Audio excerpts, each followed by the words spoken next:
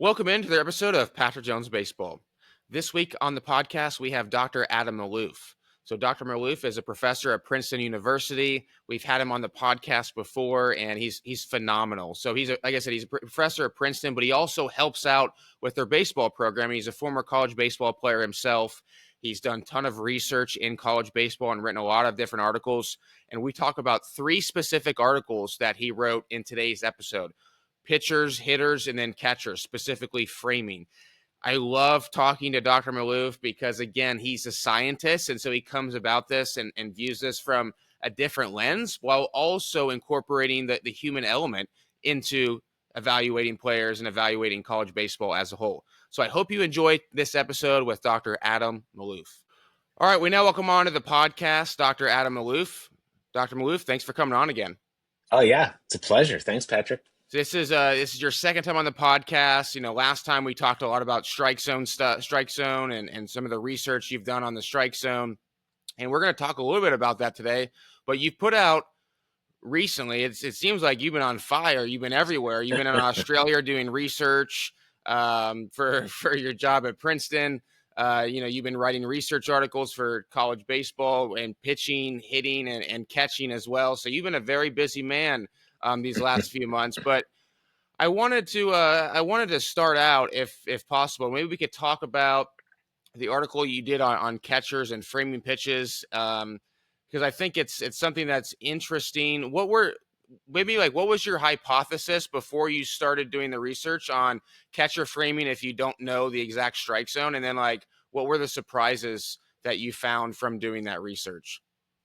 Yeah. So, the premise, can I take a few steps back a little bit? I'll just give you a little bit of the backstory. Okay. So, well, first of all, I was a catcher a million years ago. So I've always loved that part of the game, right? So that's my initial real bias. The second thing that happened recently that kind of made me think about it more were 2 things. One, what we talked about last time, the realization that the strike zone is so variable in D1. And so it made me think immediately, all the various stats, whether it's swing decision stats, whether it's zone percentage stats for a pitcher or catcher framing, what is the reference frame? What are we even comparing it to? Like, should we reward a hitter, a catcher, a pitcher for knowing their leagues, their conferences, their umpire strike zone? Or should we be grading them based on an MLB rectangle? So that was one thing that was just lingering in the back of my mind, not just for catchers, but for everything, based on this whole analysis of the strike zone. And then the other real thing was that Carl Hallgren, who now works for the Dodgers, he was a Drew University catcher, and he played and worked at Princeton for a year. And he was just an incredibly knowledgeable catching coach. And I watched him teaching our catchers how to frame. And, it's very different than when I learned how to frame, right? There's different motions, there's different approaches, there's different goals. And it just made me think, like, this is a ripe time to think about catcher framing again. And I guess the third thing is simply, maybe 5, 7, 8 years ago, I can't remember, it's all a blur, but, there was that kind of rash of new MLB articles that came out pointing to the value of catcher framing. Like, every extra strike you get your staff is actually a huge deal. And I feel like there was a bit of a blitz where people were suddenly obsessed with framing and like loving Jonathan Lucroy and stuff like this. And then we've kind of forgotten about it again. So anyways, all those 3 different things made me want to get back to catcher framing. So I guess that was the motivation. Yeah, so I was talking to a buddy of mine who coaches in college baseball the other day, and I sent him your article and kind of some of the things that you had found in the article. And one of the things that I thought was interesting that he said is, he's like, yeah, like I think that the automatic strike zone is for sure going to come at the major league level, but I think we're a long time away from getting that to be established at the college level. And so I think from like a recruiting standpoint specifically, and by the way, if you disagree, I'd love to hear your thoughts on that. I hope we never get the automatic strike zone. I love the art of catching, but I think that the art of recruiting is something where I think I was like, is being able to throw as a catcher overrated? Like, based on the research now that you've done and some of the top catching people you've been around, do you think that there should be more of an emphasis on the receiving end versus the throwing end? Because the position is called catching. Well, I mean, I am loath to say that the throwing part of the game is not important.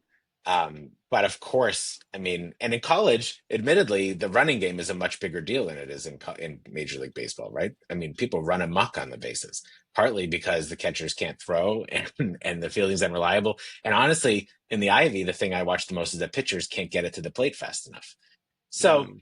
I'm not ready to tell you that throwing is not important, but I will definitely say that receiving is massively underrated. I just don't think people pay attention to it. I mean, like how many strikes that you can steal it from everything from the mental game, keeping think about how frustrating it is when a pitcher throws it, and it should be a strike and it's not. It's just everything from keeping your pitcher happy to getting all those extra strikes. I will say that I think that is massively, massively underrated. And I think it actually has a huge impact on the game. So what would be some ways for coaches to be able to evaluate whether or not their catchers are doing a good job with that? Is it going to be completely subjective based upon whether or not they have TrackMan? I mean, it's pretty tough to do without TrackMan. I think like if you don't have some way of measuring where the ball is going, it's like he said, she said kind of thing. It's I think it'd be, I mean, you might have qualitative opinions, but as I even highlight in that article, I think the eye can be pretty wrong sometimes. Like some of the catchers that these scouts are touting as the best receivers in D1 are barely above average, in my opinion. And so I think you need some kind of quantitative metric. I do think there's more to it than just TrackMan. So like one of the things that KJ Hallgren did that I think is great, and it's still so nascent, and it's not going to come to college anytime soon, is like we need to be tracking the catcher's glove in the same way that we're tracking the bat through the zone now. All these new metrics from Baseball Savant with bat speed and things, they're going to revolutionize the way we think about hitting. There's no reason why Hawkeye can't track a catcher glove. I'm sure it already can. It's a matter of a few computer vision people getting in with the data. TrackMan, maybe not so much. The camera's behind the plate. And so that's probably not coming to D1 baseball anytime soon. So in the absence of being able to kind of track the catcher's glove, here at Princeton, we were already starting to do that with high-speed cameras, but it's not in an in-game kind of thing. Yeah. So when you say you're tracking it in game or with cameras? I assume obviously not in game per se. Maybe it is, but what are you? I mean, what are you looking for? Like, how do you know if someone's doing a good job versus not a good job? Like, again, is it just subjective? Well, okay, two things here. First of all, I don't want to speak for KJ because he's the one who developed some of this idea of tracking the catcher glove. I'll tell you what I observed watching him do it, which was what inspired me to look at catcher framing, which is that, you know, catchers these days are trained right to have their glove below the zone, so you can't really see it, but then they kind of bring it up to catch the ball as it moves through the zone. Right? So really what you're looking at is how natural is that motion? Is it jerky? Are you accelerating at the right time? Are you catching the ball at the right spot? Are you fooling the umpire? And these things are very measurable. I mean, you can track how fast the catcher moves the glove from where to where. Like where are they catching the ball? Are they catching it as their glove slows down, or are they catching it as their glove speeds up? Are they catching it as they angle into the zone, or are they catching it as they angle out of the zone? I would seriously, for all those that are listening, they're more familiar with thinking about the swing of a bat. It's all the same stuff. Like you want to track how quick the bat's through the zone. Are you taking an uppercut? Are you swinging down on the ball? Like all these things, you could treat that as a catcher's glove, and I think they have a big impact on framing, probably even more so in D1 where the umpires are less experienced. I mean, you should see some of the strikes that these catchers steal in D1. And that's D1. Can you? I mean, D2, Oh, D3, NAI, JUCO. yeah, yeah. So, do you think, based upon all the research you've done in hitting, pitching, catching, we're specifically talking about receiving, is this you think the lowest hanging fruit out of all of them, the receiving part? I think it's very, very low hanging fruit. Like, if you think about, like, again, I don't know much about recruiting. I'd actually be really interested to hear what you say about this. But, like, if I'm recruiting a catcher, obviously you want someone that can hit. But to know how much you can earn in this game by getting, 5 extra strikes per game, both mental and in the score of the game, I'm setting out these catchers and looking at their TrackMan data from showcases. Like I'm making that part of a showcase even. Like it's not just their exit velocities. I'm looking, are they framing pitches? Are they stealing a few strikes? Because that is something that you can build on and is going to completely change the game. And it's not anything anyone else is doing, right? That's the definition of Moneyball. It's finding an advantage that someone else hasn't started. Everyone is looking at the same metrics now. No one is looking at catcher framing. Well, they are now because you put this research out, and we're going to post it. Do you But do I you, can does tell you anybody at this. Princeton? Does anybody does like Joe at Princeton be like, dude, why are you going on podcasts? And doing all this, letting everybody know all our secrets. Well, this is a constant discussion we have, and it's really, I mean, you hit on a very interesting subject, which is, my background is as a scientist, and we approach this kind of stuff in almost the opposite way that MLB does, right? Because progress in science is achieved through sharing. If you do your science in a vacuum, you never get anywhere. And in fact, you usually think you're further than you are before you find out that everyone else is doing it and 10 people are doing it better. And so it's really, really hard for me to want to be secretive. And there's still certain things we haven't talked about publicly as to keep as competitive advantages, but in the end, it's how well you use it, right? And I want people to go out in there and say, you did this wrong, or have you thought about this? And it's so much better. That's why I'm so annoyed when I talk to MLB people because they won't tell me anything. It's all Uh, it's all so secret and like, what are you guys doing for catcher framing or whatever the topic is? And I think they'd all be better off, believe it or not, if they shared a little bit, even though they'd lose the really easy competitive advantages that they think they have but don't because everyone's doing it, and they'd actually forward the science and find little niches that they don't have now because no one's sharing. That's my opinion, but that's biased as a scientist. well, one of the interesting things that I found in your article was you had found that for every ball a catcher turns into a strike, it equates to 0.135 runs per game. I thought that was fascinating. And that's, now we're getting into some objective information when it comes to like how important receiving is. Yeah, all right, let me take not too deep a dive. Stop me if I get too technical, but a few things about that number that are Okay. really important. First of all, that's not my number. That number was for MLB. Okay. And that was from the like, there was when that rush of information came out, I want to say between like 2018 and 2020 or 2017 and 2020, um, people looking at catcher framing, that was their estimate of how much, how many runs you saved. And that number, of course, varies. That's a mean because it all depends. Like, are you getting, a two strike? Is it a two strike count and you're stealing a strike versus is it 0-0? Right? So every count, you could think of it as saving a different number of runs. And actually, I'm working on, it's another article you can read that I wrote recently about whether you can trust win expectancies, which is basically what that whole article is about. But the problem with those stats, to give you the super overview, is that if you want to know how many runs you save from getting stealing a strike on an 0-2 count, the way you do that is it's a probability. You say, how many 0-2 counts were there in the history of D1 baseball? Then you look at whether the team that stole the strike on the 0-2 count won, and you compare that to every game that ever happened. And you say, look, when this specific sequence of events happens, the team is like 0.1% more likely to win. Right? That's how all that works. That's how win expectancy, run expectancy, all those are based on studying the history and building these kind of probabilities.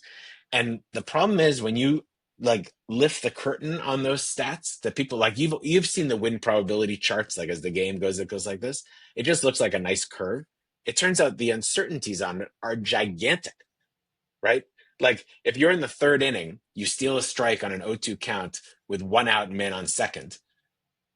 How many times does a team win or lose? Like if you look at how that game ends, there's 1,000 games that look like that. Some end with one team winning 10-0. Another one lose with the team losing 10-0, right? The variability is huge. And so, yes, you can take the mean, but on a game to game basis, that mean tells you nothing. That mean might tell you something over the course of a season if you're lucky.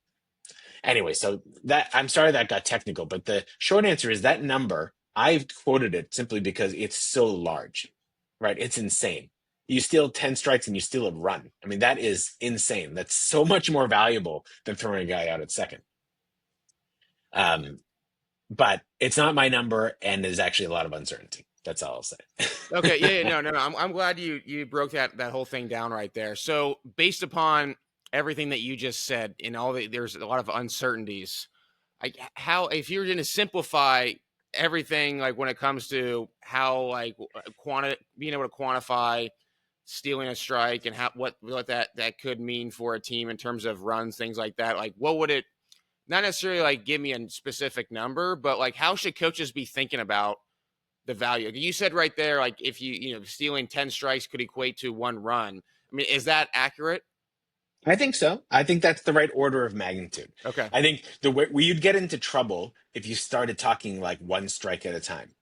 Okay. If you start saying like, oh, we just stole a strike, then that's an extra 0.12 runs for this game. Steal a few more and we're gonna win. Like that is not the right way to think about it. If on the other hand you say, I'm choosing between these two catchers, one of them, has an OPS that's 20 points higher than the other, but the other one is going to steal 30 more strikes. That's the right order of magnitude to compare these two. I'm taking the guy who's stealing the strikes nonstop. It's going to have a much bigger impact on the game. And of course, can we do better? I think more research needs to be done in college to evaluate exactly where that balance is. Like, there's no reason we couldn't put a number on, like, what is a catcher framing plus metric 10% better? How does that equate in terms of OPS? Do you see what I mean? Like, Yeah. there's no Yeah. reason why, like, we could get there. That's just a couple more steps from what we have. Yes, there'll be uncertainties, but I think the short answer from that paper is simply that we're really underestimating the impact of catcher framing. And I think that 0.1 runs per stolen strike is not a bad start to think of it roughly. Gotcha. Okay.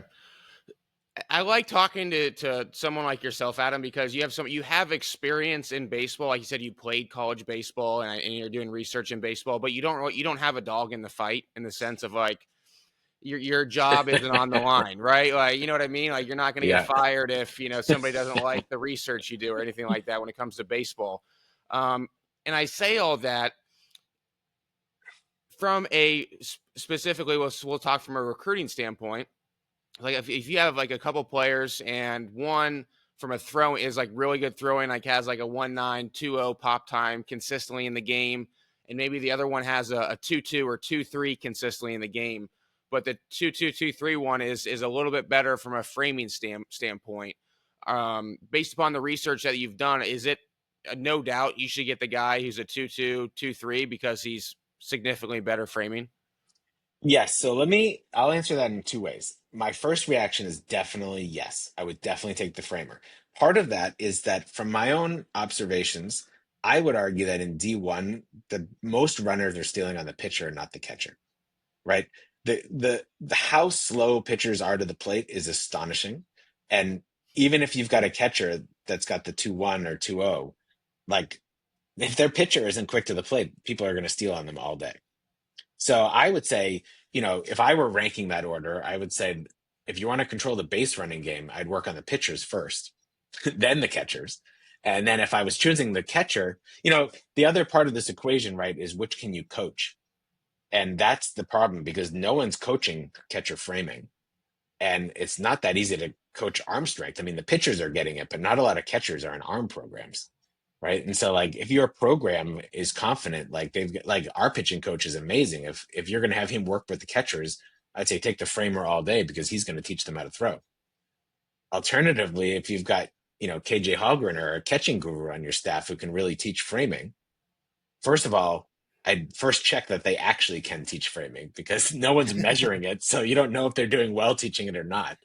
But anyways, if you feel like your program knows how to teach framing, like nothing about these skills are unlearnable is what I would say. So, it's not a one stop shop, but yeah, I would say if you just said you have an average program, you're not really coaching framing, you don't really have an arm program for the catchers, what would I choose? I would take the framer. Mm.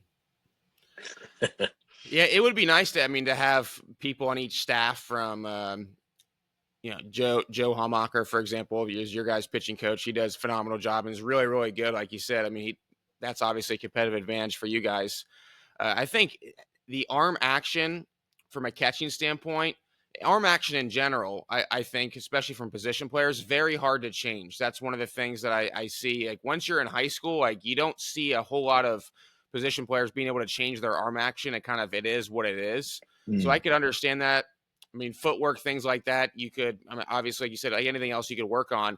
But you would think that the receiving part would be the easiest to train.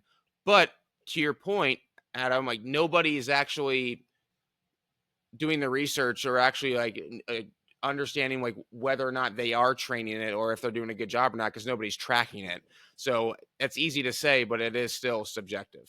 Yeah, I would liken it to like in terms of I'm really speaking off the cuff here now because I've never tried to teach someone how to frame. But like to me, it's probably somewhat similar to teaching a shortstop to turn the double play, right? Like it's footwork, it's handwork, it's soft hands, it's transfer, it's glove movement at the right time, those kind of things. And I kind of agree with you. In theory, it seems imminently coachable. But, you know, uh, it's really hard to coach with the eye test. And so like you really got to be yeah, you've got to be working with video with data and trying to see like is this working? Are you actually is this like are you stealing strikes? It's I think it's that part is hard enough. Not teaching the actions are hard, but quantifying whether it's working is the hard Okay, part. so let's say I drop you off, Adam, at just some random program.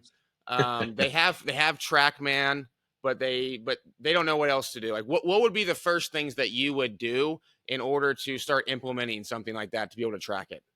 Oh, well, that in some ways that part's the easy part, the tracking.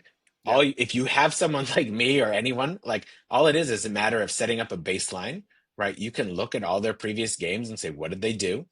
When were they stealing strikes? When were they not? Are they having trouble with the off speed pitch? Are they having trouble when it's inside to righties? You mapping out those patterns. If they've caught enough games, like you set up that baseline, no problem, right? Then there's the coaching step, which is what do you do? And then the tracking step, if you're just doing in game like the next season, it's very easy. What KJ and stuff like that are trying to do, which I think is harder but imminently doable, is do it in practice, right? That's where you can set up your video camera and say, okay, before your average speed to the reception was whatever, 30 miles an hour. And now you've moved it up to 35 and it's smoother. I'm not seeing any accelerations, right? So then you're measuring that movement and that part's better. How it translates in a game though, you don't know until they've played another game, right? So I think the way I would set up a program is you build your baseline, then you track both in practice and in game. Then you actually learn how to coach in the process because you say, what what was I coaching in practice that led to what outcomes actually translates to the game? And then before you know it, you've got an incredible catcher framing program, stealing strikes left and right. When I did that analysis, there's certain schools who show up that have multiple catchers, in the top 50. And I'm just thinking to myself, I wonder what they're doing. Well, I think wasn't Coastal Carolina was Coastal one? What were the schools off the top of my head? I thought Coastal. They had two guys who were top I draft thought prospects. Coastal has Bodine, who Yeah. is like the one who was scouted as the top framer. I think he was probably drafted more for his hit tool than his framing. To me, he was like an average framer. But like, the school that stood out to me actually was Oakland University.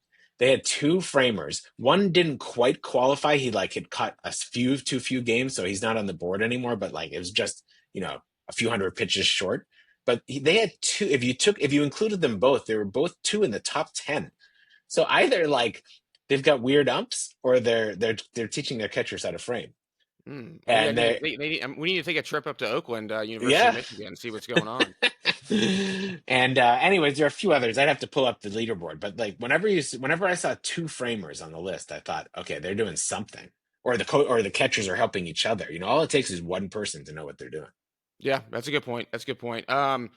Okay, so that's the catch. Oh, again, by the way, for all those who are either watching this on YouTube or listening to the podcast, all of these links to all three of these articles are in the show notes. So you'll be able to just click them and be able to go right to them so you can read all of them, because it gets Adam does a phenomenal job. I mean, very in depth. So if you're someone who wants to know every single detail of what we're talking about with each article, like he goes 10x further in the actual research, which is awesome. I think it's great. When I was reading the article you wrote about hitters, the first thing that popped to my mind when I scrolled down immediately when I was reading it, and I saw JOPS plus, and I was like, I don't even know if I've even heard of that one before. What are some of the, first of all, what is that for those who don't know? And then like what were the biggest takeaways from that article? Okay, so this will highlight our philosophy here at Princeton specifically, right? And JOPS, we pronounce it JOPS. It's actually named after Joe Hallmacher. Oh and my gosh. and here's the idea. Where I'm watching from a distance what MLB is doing. And it feels to me that every new stat is more and more complicated. Whether it's WOBA or FIP, or there's all these stats that are coming out that have just, think of them as a lot of weights, like this number times home runs, this number times this, and this number times this, right? And this is very dangerous. Like as a scientist, we avoid that like the plague. We only do it when we have no other choice, because every time you add another weight to another variable, you're overfitting the data. Mm. And so I'll try to make this, we might have even talked about this briefly last time, but I'm really into this concept that for any science, whether it's baseball or not, what we are trying to do is balance fit and fitness. Fit is how well your model fit the historical data. Fitness is how well you can predict the future based on your model. I think there's way too much emphasis on fit. Every time we add a new coefficient, a new weight, a new variable, a new this to add, we're going to always increase the fit by definition. I could even add random noise and I would increase the fit. Like that's just math. And so that's not always the right thing to do. Adding another coefficient has to massively increase the fit to make it worthwhile.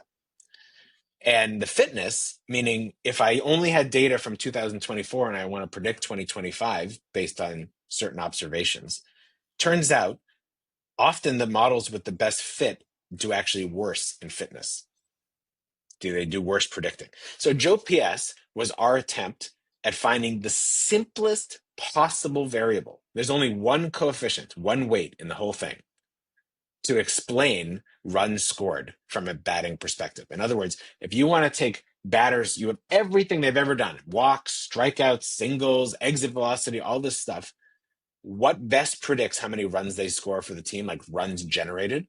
Turns out you just need to multiply on base percentage by roughly 3 and add slugging. So it's like an OPS version where you're just waiting on base percentage more. In D1, getting on base matters a lot more than just your slugging percentage. Once you're on base, things go crazy. And so that's the way to think about it. JOPS was our stat.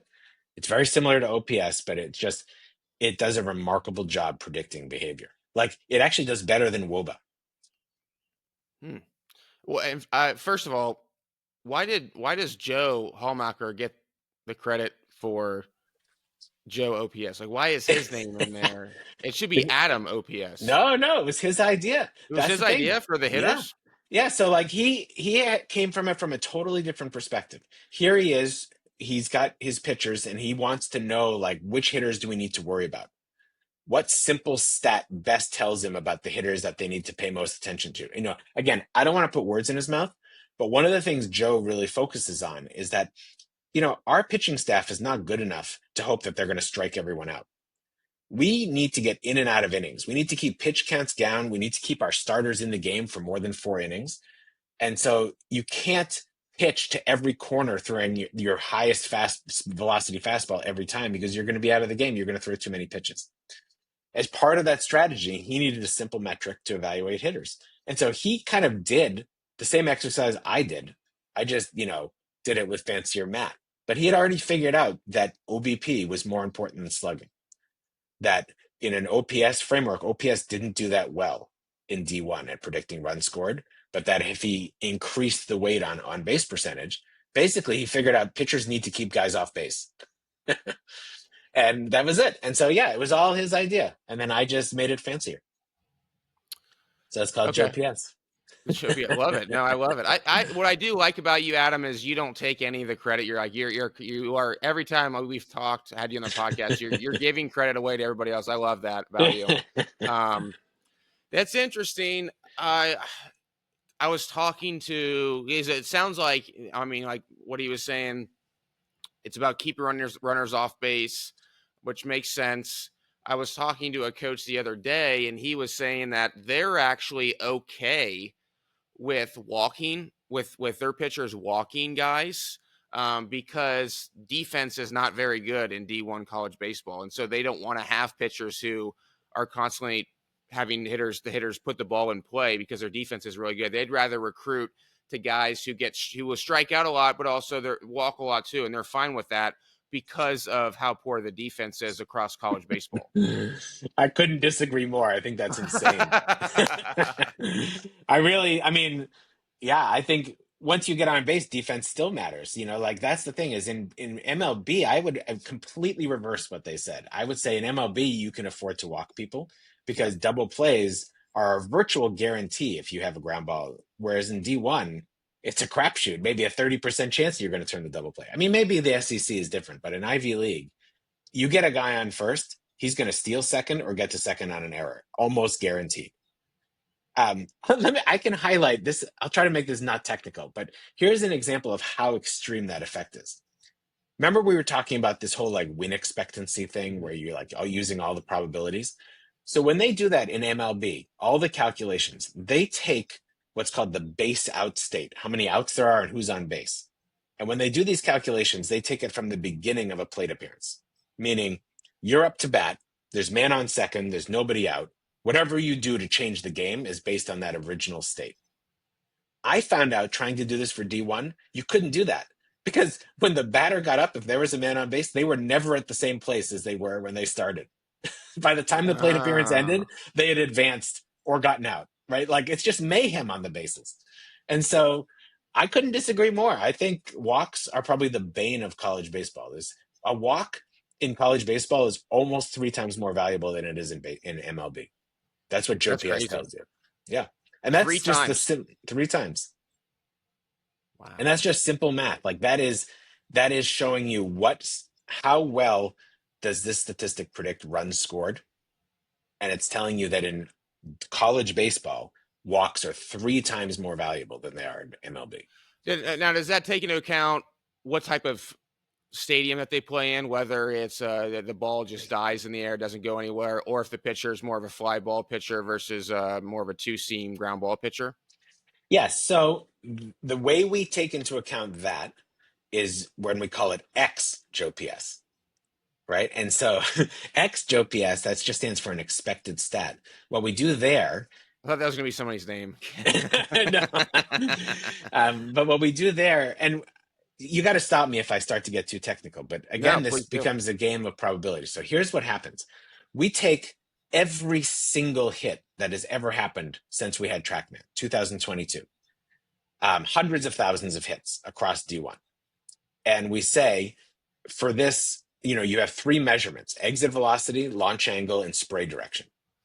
Taking those 3 variables, what is like, to just pick a triplet. Let's say we took an exit velocity of 100 miles an hour, launch angle of 20 degrees, and a spray angle to left field, roughly. Yeah.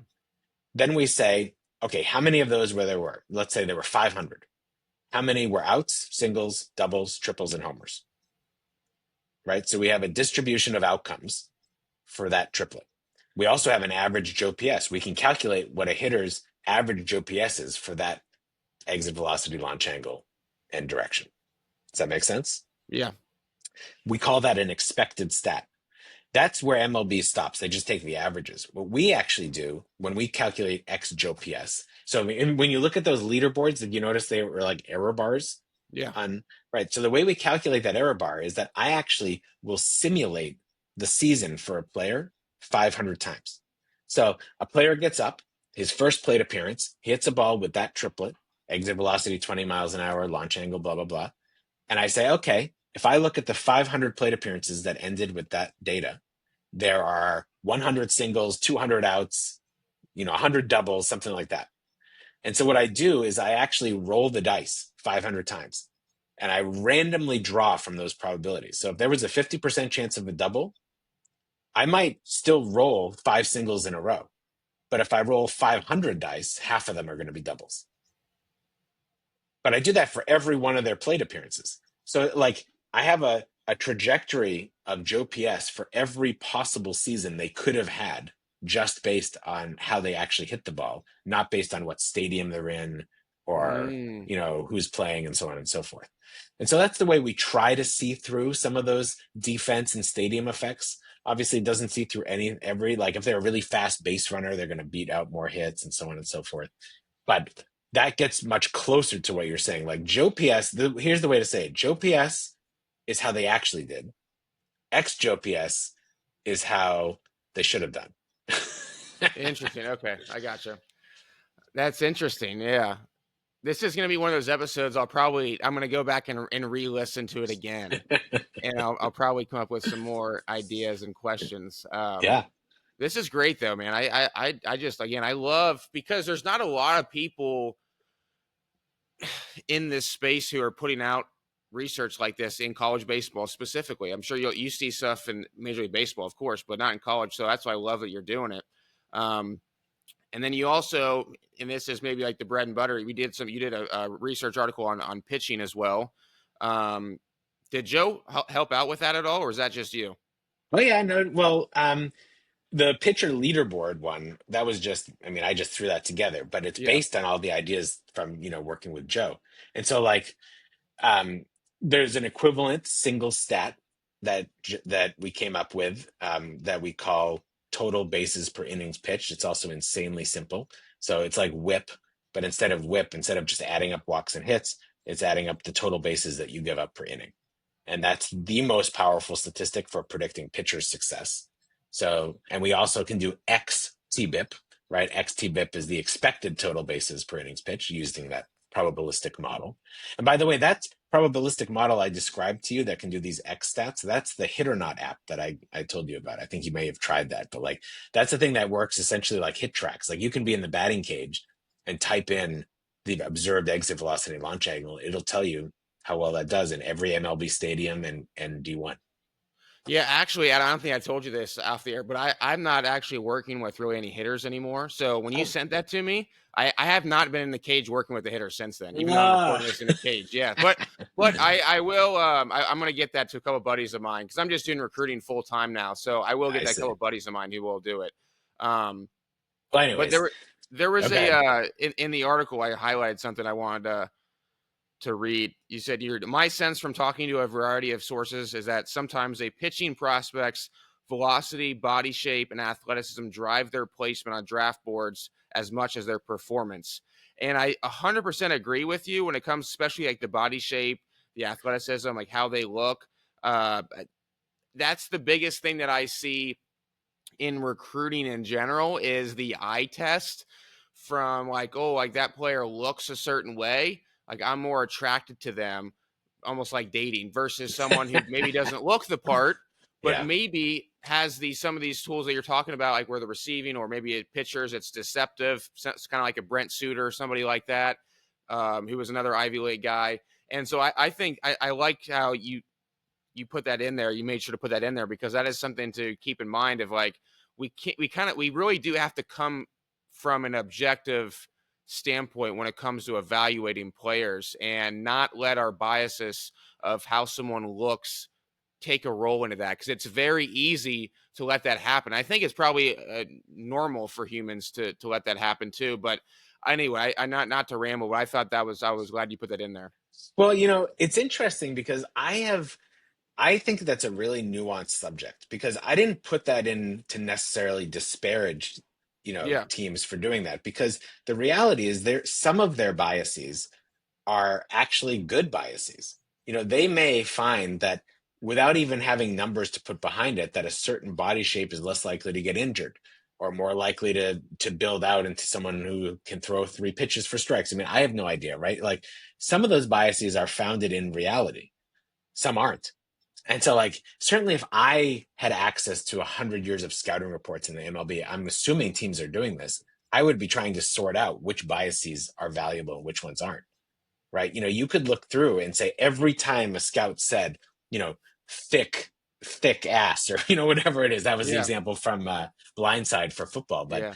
but like anytime a scout said that, did it pan out? Which of those kind of physical biases are actually valuable ones to stick to because they are based on experience, and which ones are really not valuable and are making some bad decisions. So I didn't mean to say that it should only be about performance. I was saying that mostly because I realized no one's probably going to listen to me anyways. And mine are strictly performance. I don't even know what half these guys look like because I'm not watching them or scouting them, right? So I don't want to argue that my metrics should be the only things that No, people no, no. Yeah, use. and maybe I said that wrong. I wasn't trying to say that you were saying that. I kind of, maybe I was my own opinion. I was kind of tagging that along because I do see that a lot where it's like, oh, he looks the part of this or that. And it's like, at the end of the day, like, do they play? Can they play? Yeah, And that's the thing. I think in college baseball specifically, Major League Baseball is different. I mean, it really is a completely different game. College baseball, it's about winning games now. And yeah. so, like, I care less about how someone looks and more like, do they help me win games right now? Yeah, I couldn't agree more. And what you just said actually relates back to the strike zone conversation. Let me just bring up this point, which I think is one that coaches, recruiters, all these people really need to think about, which is that, you know, so many of the tools that people would use on like True Media or so on and so forth, these are tools that are more designed for like a showcase or for MLB. They're not designed to win games in college. And so, like, if you're not recruiting just to have someone on stage so that they can get drafted, if you're recruiting to win as many college ball games as you can, I actually think a lot of these things need to drastically change because that's not how the infrastructure is designed. I Mm. think people like the catcher framing thing or like just knowing the strike zone. Like, if you're recruiting to someone who does well with a major league strike zone, you're not taking advantage of the fact that you have a weird asymmetric big strike zone in D1. You're completely missing the boat and so on. And so, like, yeah, I think that you highlight a really important point that there's kind of recruiting as a stage for MLB versus recruiting to win college games is actually pretty different. Yeah. So, okay. So, coming at this from a scientist standpoint, literally, in yourself, love the fact that you're someone who just you don't put all the stock in just the data and the research. Like you're like there's some anecdotes out there too that could be useful as well. So what would be some of the things that what are some of the things that you think are specifically overrated? Ah, I mean that now it's a tough one to answer because I don't really feel like I'm in that game. I mean, I hear a little bit about recruiting from our coaches, but I've never been a recruiter. Like you Mhm. mean in college, that college Yeah, recruiters yeah. are Like in over? college, like you said, you feel like a lot of the stuff on True Media, a lot of the stuff that maybe they're evaluating when it Uh, comes to players, like that. If it's about winning games now, a lot of it's not relevant. Yeah. Okay, so I I I can heard give you you some correctly. Yeah. examples.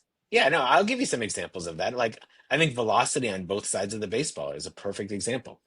Like if you're a pitcher, maybe you can hit 95 or whatever higher, but if you can't throw, 2 strikes in the strike zone, you're not going to be successful.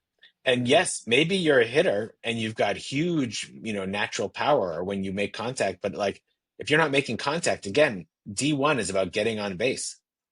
And so, I think it's very easy to be attracted to the guy who has this potential to hit 20 home runs, when in fact, most of the time you'd be better off with getting the on base guy, which is not going to pass the eye test, like a team full of Dustin Pedroias or something. It's not, it's so, yes, Okay. I would argue that some of those I lump them perhaps over negatively as like showcase metrics, as opposed to metrics that correlate with runs scored in D1 baseball. That's how I I think the would frame it. 60-yard dash is another one. It's like I Yeah, don't think that moves the needle. that's right. Can you get a good jump? Are you actually reading the ball off the bat in the outfield? We have all the time our fastest guys are not necessarily the best fielders, let alone base stealers. I think what's challenging from a recruiting standpoint is MLB, you have scouting departments. Time is on your side from a scouting standpoint.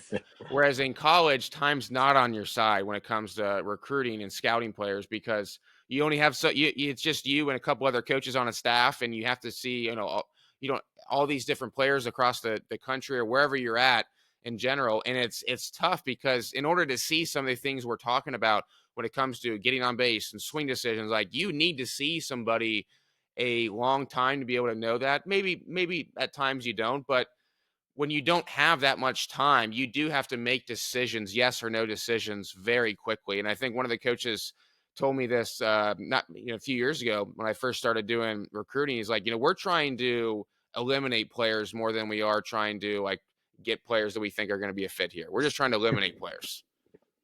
I don't think that's a bad approach. That's a very scientific approach. Like if you think about the scientific method, all we try to do is eliminate hypotheses.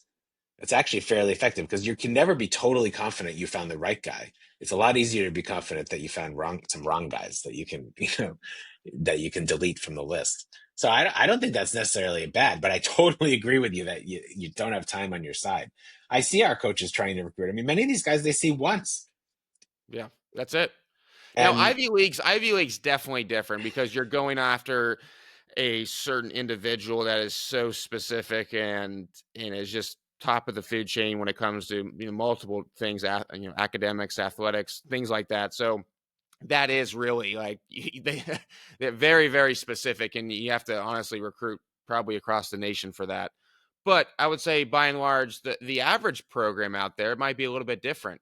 I'm going to throw another question on you is, what would be, if I know you don't have any experience recruiting, but you do have experience playing baseball and you watch baseball and obviously you're helping out with Princeton. Like what would be some of the things that you would do? Or you mentioned how it was scientific to be eliminating players more than anything else.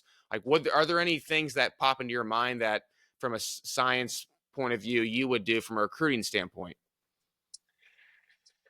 okay, so a couple things, but again, I don't feel like I have a particularly good answer to this. So for one, I definitely think, despite being the data person, that high school for most high school players, the data are so limited, especially if you're just seeing them in a showcase environment, that I honestly think it's barely valuable. I'm not really sure what you can do with it. If they happen to play in a summer league or something that has TrackMan from every game, you actually could start to measure things like swing decision, and you'd want to do so in the context of the strike zone and so on, so you could do that really well.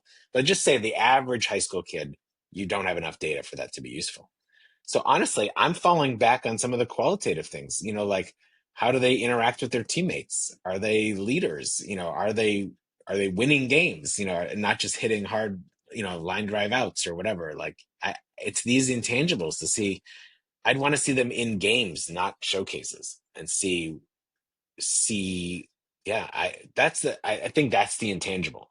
And one way we're trying to address this at Princeton without giving too much away is we're kind of in the same way that I'm assuming and hoping MLB teams are doing this with their scouting departments, but we're kind of going back through the archives and saying which players did we not accept, which did we accept that didn't come here, and which did we accept that came here, and then measure all their performance while they played in the Ivy League and Yeah, try to look for those patterns, because the coaches have notes on this, like amazing leader but slow 60-yard dash, like stuff like that. yeah. And then maybe we're going to be like, oh my god, we should have taken that guy. So are you leading that? No, I would say ultimately this is, Joe and KB, our two assistant coaches who are doing all the recruiting, and we have a student that I'm trying to help basically collect their data. I mean, I'm helping on the data end, like what do we do with this massive notebook observations. But Yeah, I'm like not is the this just an one. Excel spreadsheet from all the notes that they put in, and they just take in the Excel spreadsheet and Yeah. organizing it? Yeah, I mean, well, that's the first step, but then there's a matter of grouping it and like, how do we, how do we detect, again, without getting too technical too fast, but like, are there certain words that are associated with success and not? Like, are there certain things that, whether you call it your bias or your eye test or whatever it is, are there certain things you say that actually equate to a very high success rate or a very low success rate?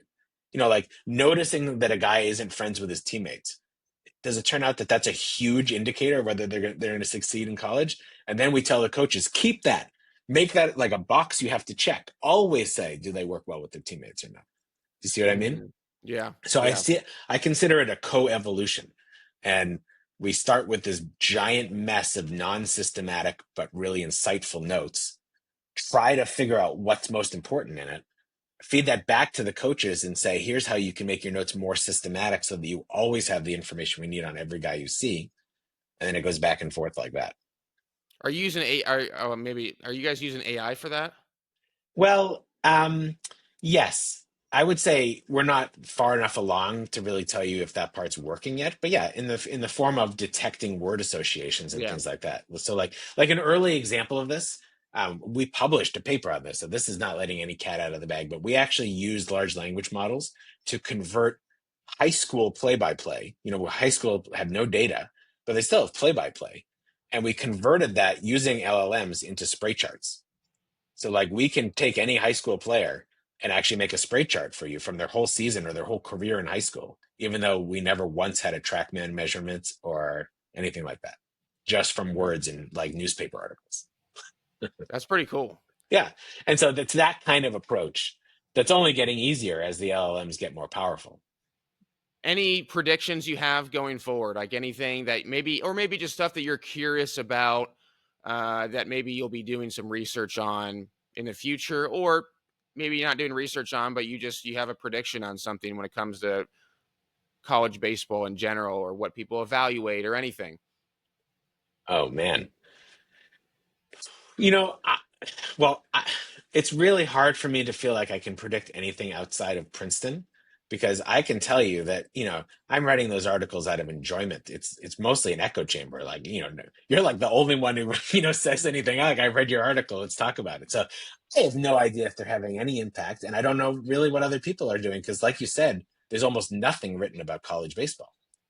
So that feels like an echo chamber, and it's really hard to know A, what other teams are doing, and B, whether any of the things we're doing are going to catch on or go. So it's really, I don't really have any. I can make a lot of predictions for how I think we're going to go in Princeton. Yeah, I yeah. think Let's talk about that because that's a great point, because you could give everybody all the answers and it may take them 5 years to actually listen to do some of those answers. yeah, That's why I'm kind of like you, where it's like anything I've ever known about recruiting or hitting or the mental game or whatever, I just throw it all out on social media because I'm not worried about someone else taking and stealing it. And if they do, great. That's going to just help out more players. But by and large, I know most people aren't going to actually take it and do anything with it. exactly. That's how I feel pretty much exactly the same. And I hope that someone will eventually like disagree. I keep waiting for that person to email me and say, you did this wrong, or like, consider this. Actually, we did get that once. It was fantastic. So I had this student, Bryce, um, who wrote the the outs above average statistic. We have now an outfield model for D1, basically measuring catch probabilities. And there was one step in it that I'd say we did a less good job than we could have. And Tom Tango, the famous, Oh MLB yeah. statistician, actually made a comment and gave us good advice, and we improved it. And now it's an even better model. So like, I wish there was way more of that, for people engaging and so on. And then we'd get better fast. But yeah, for now it's an echo chamber. One more thing I wanted to just bounce off of you is, and this is something that I think about in general. I think this is like a society issue, but it's information and it's having too many choices. And I wonder if part of recruiting in college baseball or just college baseball in general, scouting, is there's coaches have too much information. There's too many choices out there. And because they have all this information, because of all these choices, like they aren't efficient, and they don't necessarily always make the best decisions because they're so bombarded, versus the guys are like, we know there's all this chaos going on out there, but we're just going to focus on doing this one thing. We're going to do it better than everybody else. We're only going to pick players from like this specific area or these organizations or whatever it is. And honestly, they probably just are happier people, and they probably win more games because they're doing deep work. which Right. I think I mean, I'm sure you've heard of Cal Newport and his book Deep Work, and the importance of not task switching all the time and things like that. I think there's a role in that as well, but maybe I'm crazy. I'm just think about that. What are your thoughts on that? No, I couldn't agree more. I mean, what you just described is a version of what we talked about with Joe PS. I mean, if you were to describe a statistic as distracted or focused, complicated or not, like that's like Joe PS. Like, we're not getting distracted by the 5 million stats out there. We're saying, listen, we've done the quote deep work to know that this one is the single best predictor of how many runs this guy is going to score for us.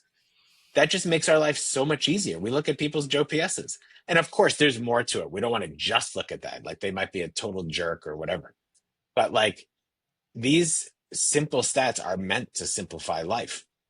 Make it, and it's simpler for everyone. It's not just the coach, it's even the player. Like if a player, I see our players all the time, they're overwhelmed by all these different stats. If we say And this those is kids the go to stat, Princeton. yeah, exactly. If instead we say this is the one stat that's actually going to most effectively predict your success, focus on this, like get on base more, do whatever. Um, it just helps. So I couldn't agree more. I think like it happens in my life all the time. It's easy to overcomplicate things, get stressed, try to multitask too much. You only ever do everything worse. Focus, try to simplify, recognize that you're giving something up in the complexity of life by making, whether it's your statistic or your life decision, simpler. But if you've done the deep work to know that it's effective, it's going to be make your life so much better. That's how I feel. And when you ask like some of my goals and progressions, like there's certain things we haven't found simple stats for. And like I keep looking for them, like how can we make this simpler? Why do we have to resort to this complex model? Like, is there a way to think about this in a simple way? And I think there often is. It just takes work. Beautiful. Adam, appreciate you so much for coming on again. I love all the research and all the articles. We're gonna put them all out on the show notes page. If someone wants to get in contact with you, what's the best way to do that? Yeah, just email me. I think that Medium page has my email, but it's just Maloof at Princeton. It's not hard to find me. If they look up my name, they'll find some weird pictures probably, and then my yeah, I'm happy to take emails. I think that's the best way, and I would love Awesome. that kind of engagement. I'd love if people ask questions and Love it. hopefully point out some flaws. I want to improve it. All right. Well, yeah, everyone heard it. Let's get some flaws out. Let's try to pick some holes in it. But Yeah, Adam, thanks again for coming on, man. Ton of fun. thank you, Patrick. It was a great time.